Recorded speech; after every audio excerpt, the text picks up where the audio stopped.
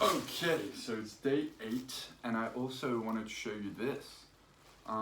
They did all of my laundry for me. We're entitled to 5 pieces of laundry per day, and if you don't use your laundry for the day, it like accumulates.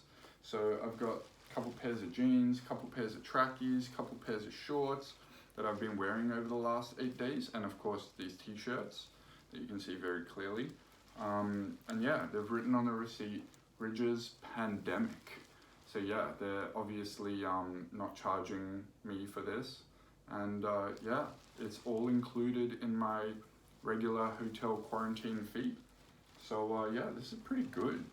I'm so happy about this. Obviously gonna do a couple more loads before this is over. I would like to be doing my laundry by myself, but they just don't allow it, so they do it for you.